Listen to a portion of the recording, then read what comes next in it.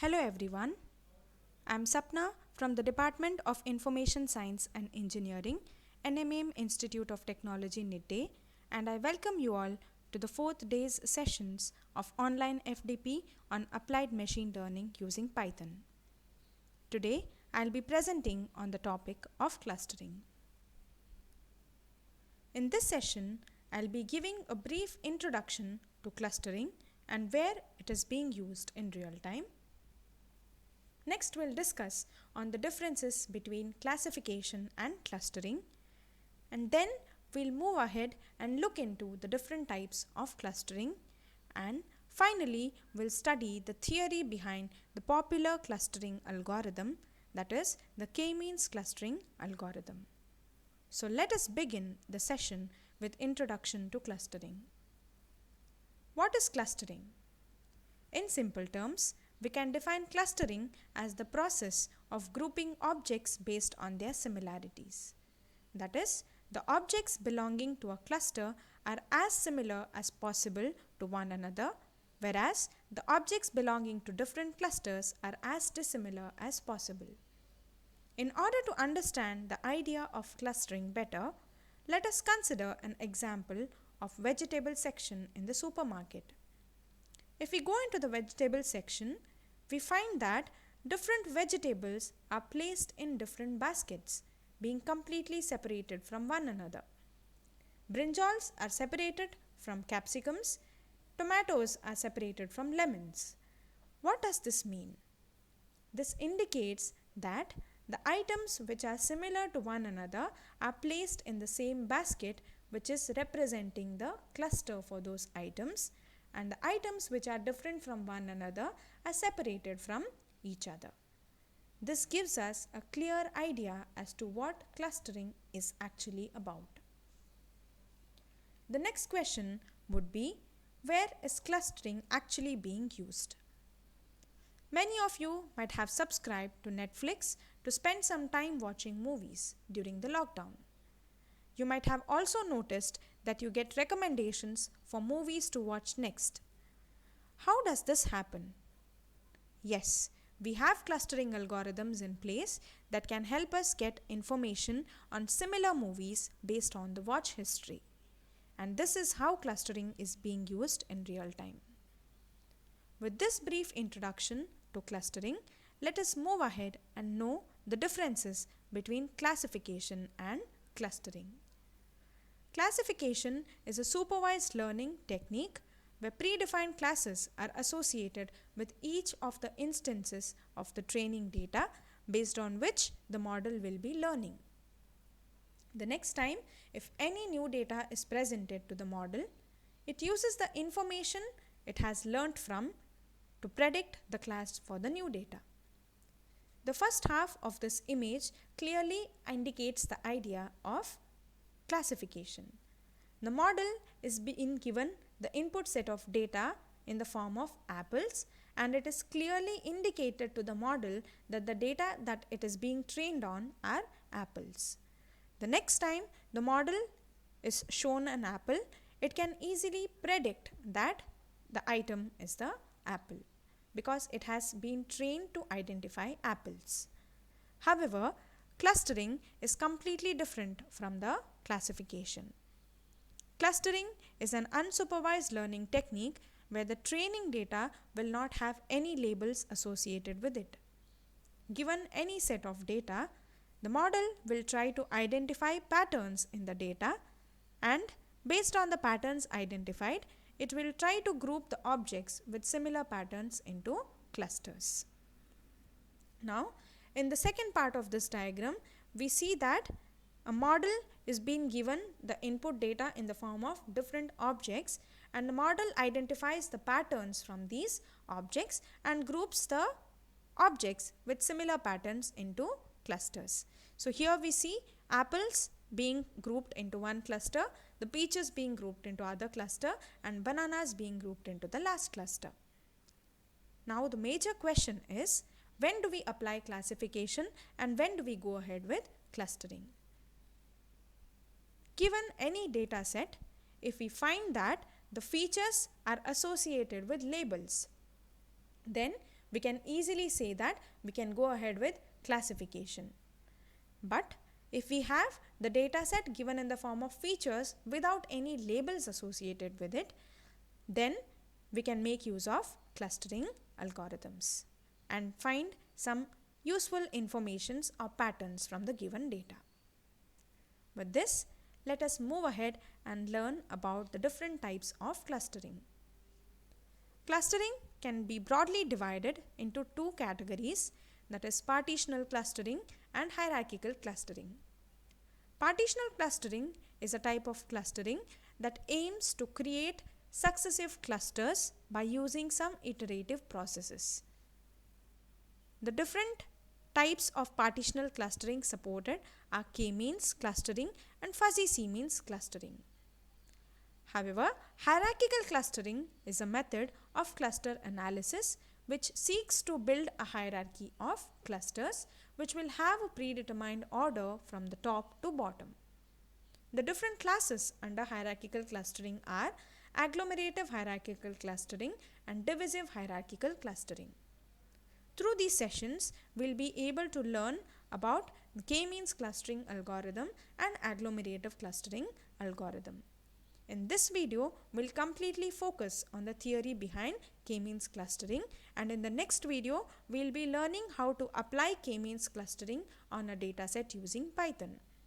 Whereas in the next set of videos, we will also be able to learn about agglomerative hierarchical clustering and how to apply it on a dataset. Now, we will proceed and understand about k-means clustering algorithm. K-means clustering is an algorithm which is used to cluster n different objects or data points into k clusters, where k will be less than n. The k in the k-means clustering represents the number of clusters that is to be formed from the given set of data points. In order to understand the idea of k-means clustering, let us consider a set of points that is represented in one dimension. Just by visualizing this set of points, we can say that there can be three different clusters formed from this data. The first cluster consisting of 4 points, the next cluster consisting of 3 points, and the third cluster consisting of 3 points. Now, we have to see if k-means clustering will be able to identify these clusters or not. So, we will proceed and understand how k-means clustering will be applied to this data set. The first step is to choose the value of k. Based on visualization, we can consider that k will be equal to 3. So, we choose 3 random cluster centers from the given set of data points. So, I choose these 3 points marked in orange, green and grey as the 3 random cluster centers.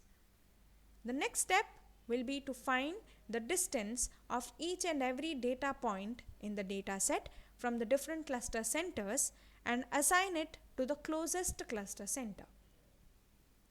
So, here for the first data point, we see that it is closest to the orange cluster.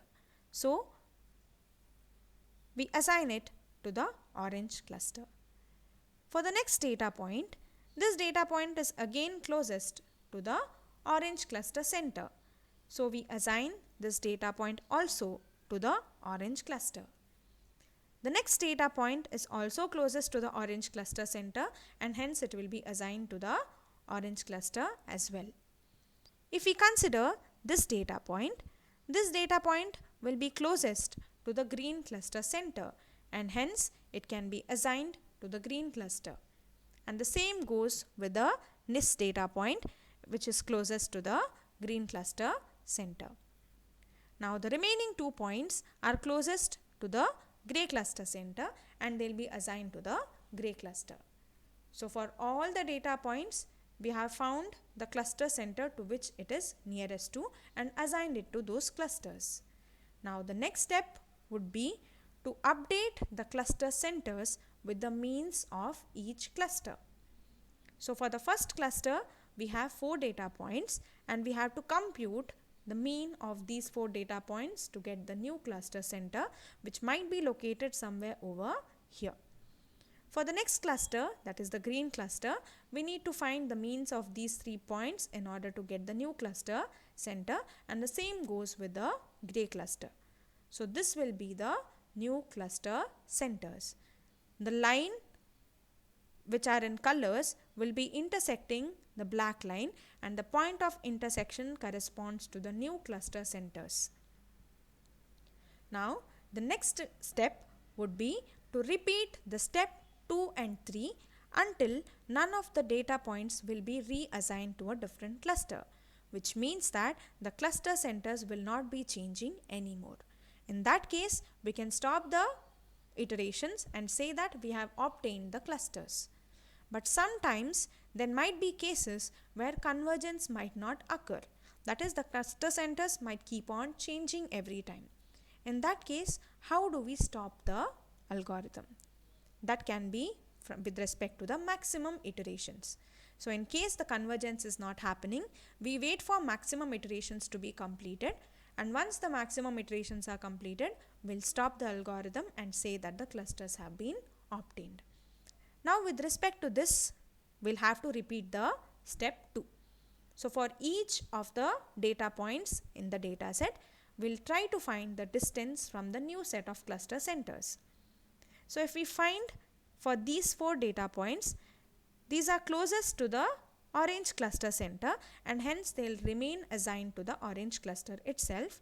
Similarly, if we consider the 3 data points present in the green cluster, they are closest to the green cluster center, and hence they'll remain assigned to the green cluster, and the same thing goes for the gray cluster.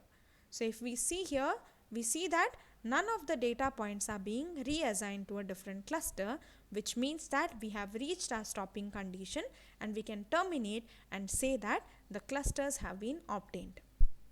And yes, we have visualized the data previously, and the same set of result has been obtained using the k-means clustering algorithm. But is it always true? Let us find out using the same set of data points with the same number of clusters, but this time I'll begin with a different set of cluster centers. Because the cluster centers are being chosen randomly, any of the data point can be chosen as cluster centers. For this iteration of k-means clustering, let me consider that these are the 3 different cluster centers. Now I'll apply the same set of steps to this data. I'll have to find the distance of this point with respect to the 3 cluster centers, and I see that this point is closest to the orange cluster center, and hence we assign it to the orange cluster. Whereas this data point, it is closest to the green cluster center, and hence I can assign it to the green cluster. The remaining data points are all closest to the gray cluster center, and I can directly assign all the points to the gray cluster. Now we have found the distance of each data points from different cluster centers and assign the data points to different clusters. The next step will be to find the means of each of the data points within the cluster to find the new cluster centers. So for this orange cluster, the data cluster center might reside somewhere in between these 2 points, and the same goes with the set of green cluster. Whereas in the case of gray cluster with 6 points, the cluster center may lie somewhere over here. So these are the new cluster centers that have been formed. Now the next step would be to find the distance of all the data points from the new cluster centers. So if we see clearly, the orange points are closest to the orange cluster center, and hence they remain assigned to orange cluster. The green points are closest to the green cluster center, and hence they remain assigned to the green cluster. But if we consider this point will be closest to the green cluster center rather than the gray cluster center, and hence it will be reassigned to the green cluster. But for the remaining data points, all of them are closest to the gray cluster center, and they'll remain assigned to the gray cluster. And in this stage, we find that one of the data points have been reassigned, and hence we have to find the cluster centers from the means of the points within the cluster. So for the orange points, we see that there is no reassignment happening and the cluster center will remain as it is. Whereas in the case of green cluster, we have to shift the cluster center, and now the cluster center will be shifted from this point to this point. Similarly, there is this gray cluster center which will also be shifting because one of the points was removed from the gray cluster. So this will be the new gray cluster center. Now again we'll have to find the distance between all the data points to the new cluster centers, and if we carefully consider this, we find that none of the data points will be reassigned. So in this case, we can stop and say that this is the clusters that we have obtained from k-means clustering. But what do we see here? Even though the number of clusters remain the same, k is equal to 3, but the clusters that we have obtained is different from the previous case. So what does this tell? This tells that the choice of cluster centers at random has a say in how the clusters are being formed. So how do we select the best out of the different clusters formed? For that, we repeat the process of k-means clustering multiple times with different cluster centers every time, and for every result of clustering that is obtained, we find the sum of intra-cluster variance. So in this case, we have 3 clusters. For this cluster, we find the intra-cluster variance. For this cluster, we find intra-cluster variance, and same goes with this cluster, and find the sum of all the intra-cluster variances. In this case, the orange cluster, the points are close to one another and the variance will not be much, and the same goes with green cluster and the gray cluster. Whereas in the second result that we get, the orange cluster points are closer to one another and hence the variance will not be that much, but with respect to the green cluster, the points are spaced far away and hence the variance will be a little higher, and the same goes with the gray cluster. So if we find the sum of intercluster variance for both these cases, we find that the sum will be larger for the second case compared to the first case. And if we want the best result, we'll always go with the clustering result that has a minimum sum of intra-cluster variance. And out of these two, this will be the best choice. And hence, this is the best clustering that can happen with the given set of data points. I hope this makes you clear on the idea of k-means clustering. Now, what we have considered is a set of one-dimensional data points where the computation of distance between two data points is just the subtraction of their distances from the origin. But now, if we consider different dimensional data like 2-dimension, 3-dimension or n-dimensional data, the computation of distance will have to be done differently. So we have different distance measures to compute the distance, like the Euclidean distance, Manhattan distance, cosine distance and many other distance measures. But the k-means clustering implementation in Python supports only one distance measure, which is the Euclidean distance, and hence we'll study only the concept of Euclidean distance in this.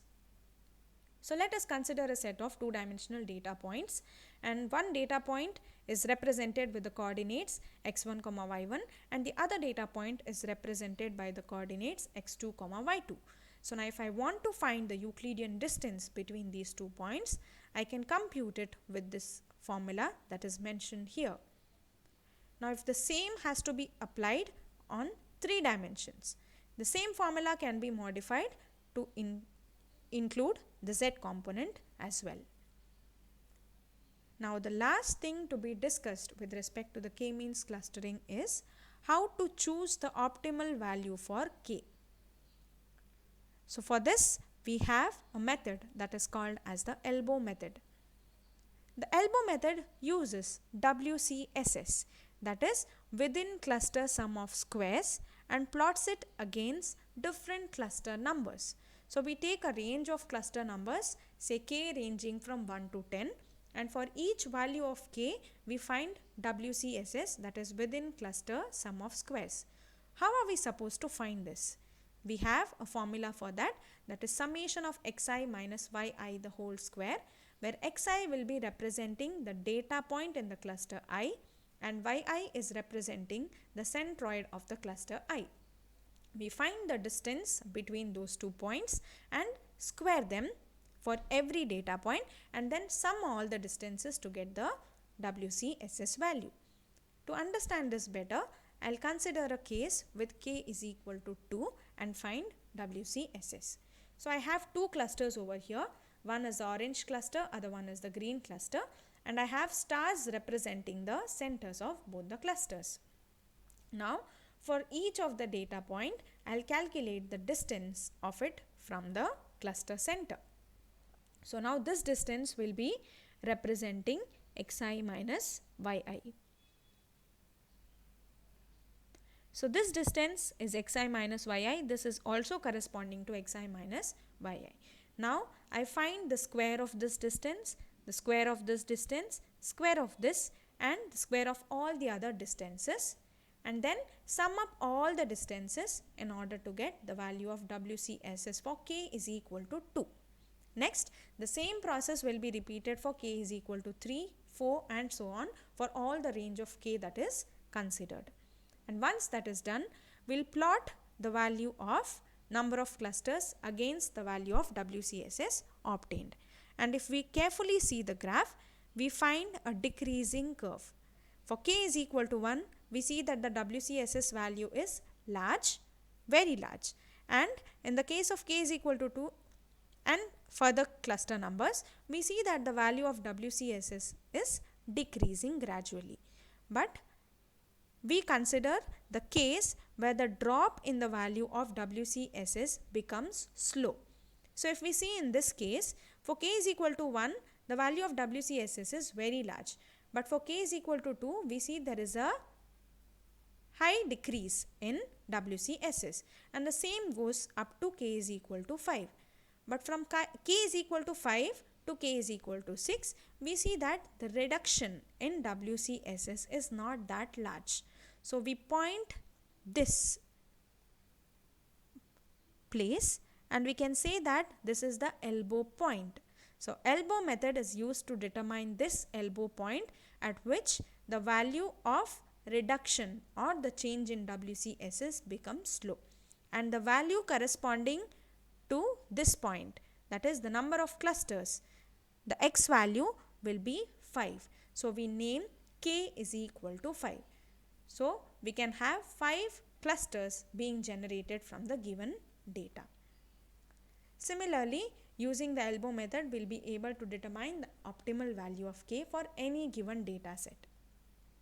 With this, we come to an end of the k-means clustering session, and I hope you have got some useful information about k-means clustering. Using this knowledge, we can implement k-means clustering on a data set using Python in the next video. Thank you.